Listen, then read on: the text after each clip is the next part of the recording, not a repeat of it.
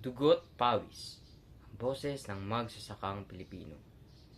Hinukay ang lupa, sinuyod ng araro, ngunit sa ani, bakit sila'y dayo?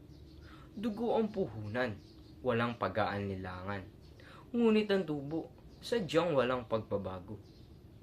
Sa sinag ng araw, sa lupang kay sigla, nakatindig ng magsasaka, bitbit ang kanyang pala. Pawis ang patak sa bawat pagtanim, pera may pagkain, sa pag ay mahihain. Sa ulan at bagyo, sila'y lumalaban. Sa init ng araw, patuloy ang pagtangan.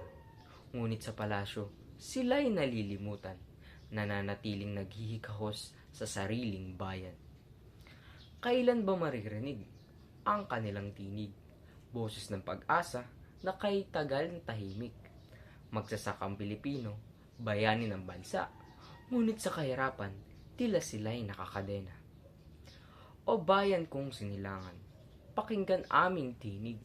Sa lupa'y may buhay, sa lupa'y may dangal. Kung wala sila, tayo'y walang pagkain. Kaya't bigyang halaga ang kanilang mithiin. May palasyo sa lungsod, may gintong upuan, habang magsasaka, sa gutom lumulunok ng luhaan. Ang hustisya, anong kapalaran? Ba't tila'y sila'y itinadhana ng iwanan? Anong silbi ng pawis at dugong ibinuhos, kung sa sariling bansa sila'y binubusabos?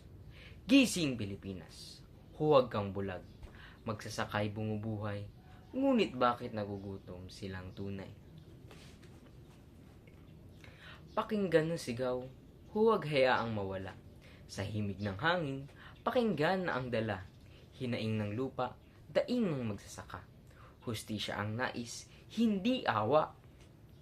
Hindi sila hamak, hindi sila alipin. Bagkus haligi ng ating lupain. Kaluluwa ang puhunan, hindi kayang tapakan. Ang magsasakay bayani, dapat ipaglaban.